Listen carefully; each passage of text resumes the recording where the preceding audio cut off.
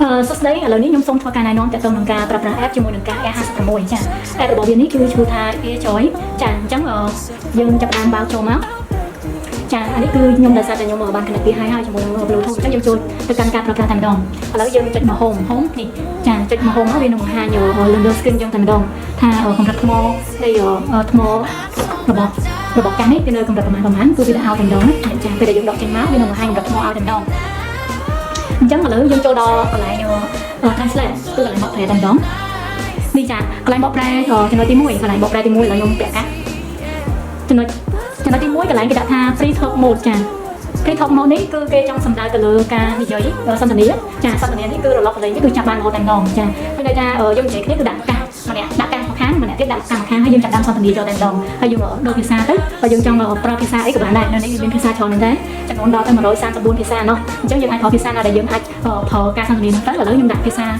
អង់គ្លេសទៅខ្មែរអញ្ចឹងខ្ញុំសាក Hi nice to meet you ឃើញចាឃើញទេវានឹងប្រើឲ្យយើងនៅក្នុងការហ្នឹងតែម្ដងហើយមានសរសេរនៅលើហ្នឹងឲ្យយើងដឹងទៀតថាយើងនិយាយហ្នឹងត្រូវខុសអីចឹងណាហើយនេះអនុសលេងគឺវាចាប់រហូតឃើញទេឃើញវាលោតអក្សរមករហូតដល់អាហ្នឹងហើយគេហៅថា free talk mode ចានេះហើយបើសិនជាយើងក្នុងករណីថាយើងចង់ស្គាល់យើងគាត់ចុចលើ screen ហ្នឹងណាចាចុចលើ screen ហ្នឹងមកឃើញទេចា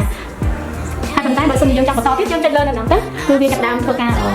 បន្តទៀតហើយចាអាហ្នឹង mode ទី1ណាចាឥឡូវទី2 translation machine mode អានេះតើតើនឹងការប្រើប្រាស់ការបកប្រែនៅលើទូរស័ព្ទដែរឥឡូវដូចគ្នាអញ្ចឹងឥឡូវខ្ញុំដាក់ខ្មែរណាចាសួស្តីឃើញទេវាចាប់បានការបកប្រែហ្នឹងតែម្ដង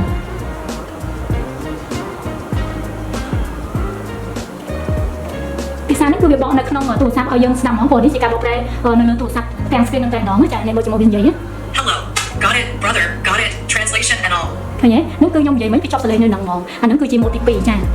ហើយ mode ទី3គឺមានន័យថានេះគឺប្រើជាមួយកាសជាមួយនឹងទូរស័ព្ទក្នុងការបកប្រែចាអានេះយើងចាប់ដើមឥឡូវយើងដឹងហើយឥឡូវយើងសាកភាសាចិនទៅកាន់ភាសាអង់គ្លេសនេះហៅឃើញទេចាឃើញវាបកមកហ៎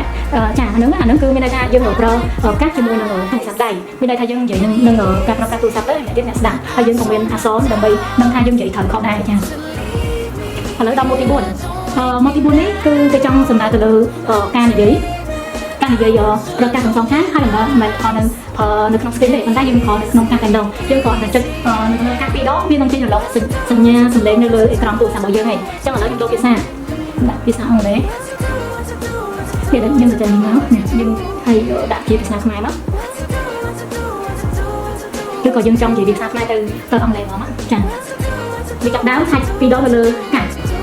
សួស្តីចាឃើញយើងថែមទៅលើពីរដងមកវានឹងបកឲ្យយើងតែម្ដងហើយនៅក្នុងនេះអញ្ចឹងនិយាយថាវាមានច្រើនភាសាមែនតើអញ្ចឹងយើងអាចរកភាសាណាដែលយើងចង់បកប្រែបាននេះជាការប្រើប្រាស់ការបកប្រែជាមួយនឹងកាស Air56